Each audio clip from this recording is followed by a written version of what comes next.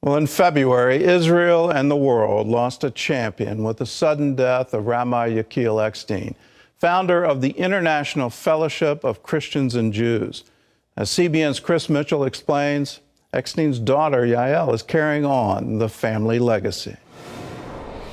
Many knew him as the ultimate bridge builder. Rabbi Eckstein started the International Fellowship of Christians and Jews in 1983.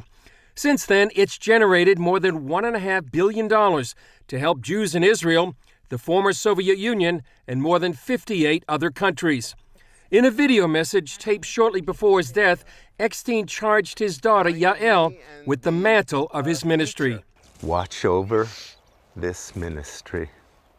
Feed it. Cultivate it. Don't let anyone say it's not of God. Yael says her dad left a rich and prophetic work for her to lead. Yael says she's grateful for the many prayers helping her make the transition from grief to building on her father's legacy. Chris Mitchell, CBN News, Jerusalem.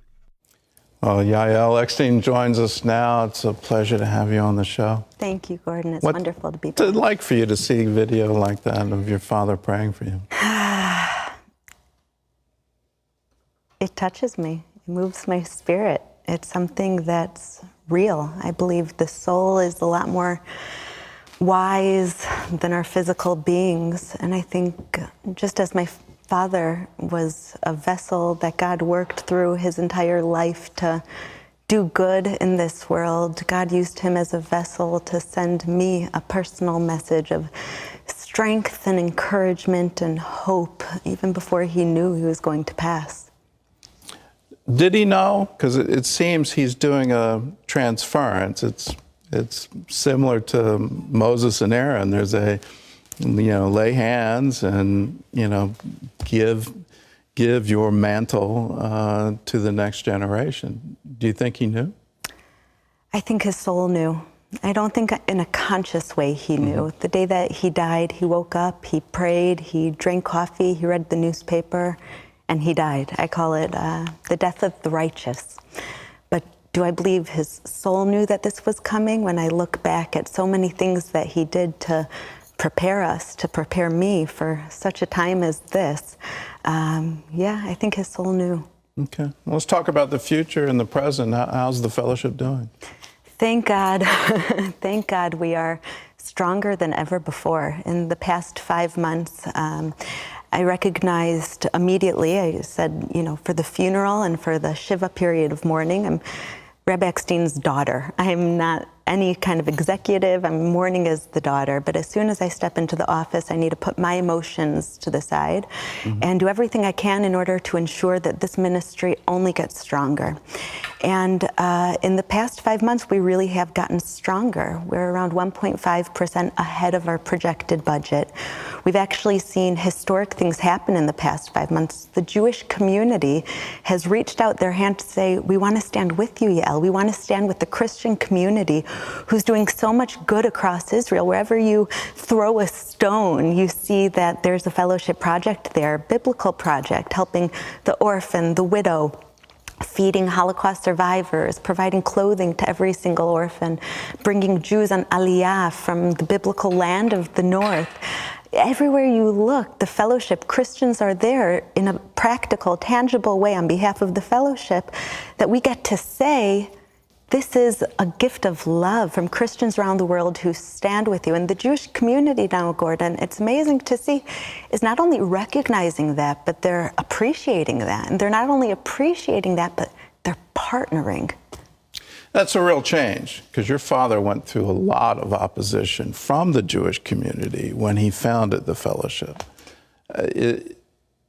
How has the opinion changed? And then, I guess more importantly, why has it changed? Yeah, well, that's a great question, and you know better than anyone because your father was one of the cornerstones of the fellowship. My father attributes... They were dear friends. Yeah, good friends, and they shared in this, what was then taboo, brand new, and often very controversial vision of uniting Jews and Christians in shared brotherhood, communication, respect, mobilizing the Christian community to stand with Israel in prayer and in action. That was radical then, Gordon. That was radical.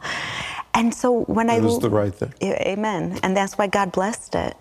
But when I look back, I kind of put this era of Jewish-Christian relations in three very unique boxes. At first, it was my father going on behalf of the Christian community to the Jewish community and saying, we have friends.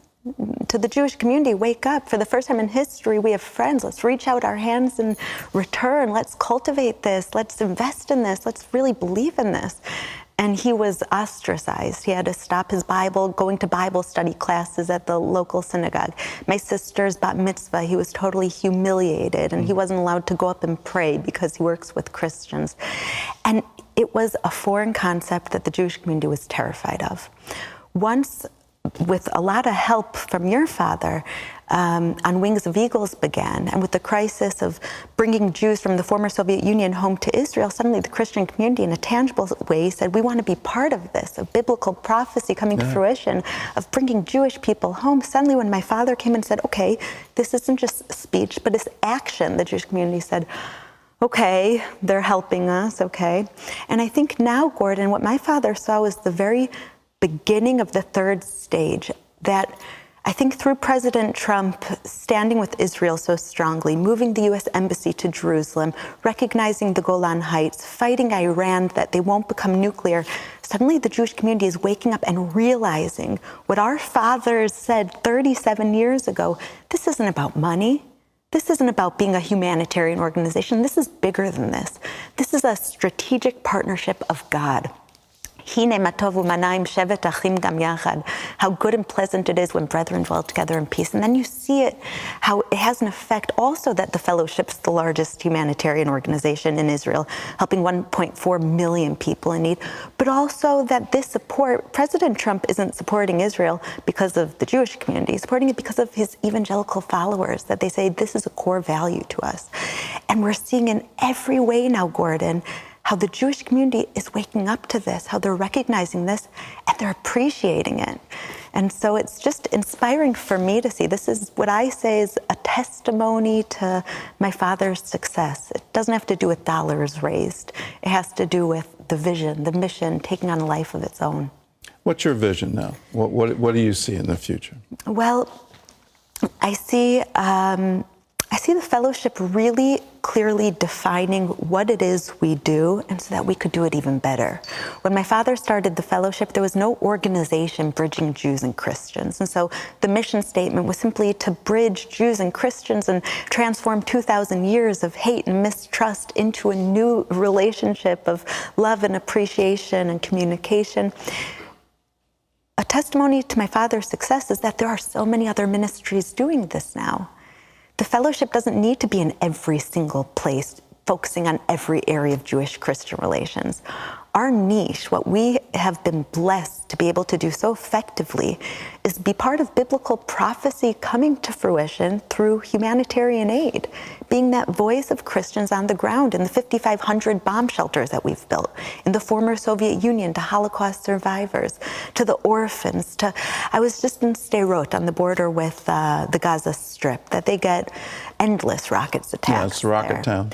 And I went to an elderly club that the Fellowship built, and an elderly woman came to me, a Holocaust survivor, and she said, before you built this club, I didn't leave my house for 9 months. I was too weak, and I had nowhere to go. I had nothing to live for, nothing to leave for. And now she was dancing, she was laughing, she was happy. This is a testimony of how much Christians love and stand with Israel. Well, may the bridge your father built become a superhighway. Amen, amen. May it be. Something I'm realizing, though, Gordon, that you know as well, is that it's not a given that this is going to continue.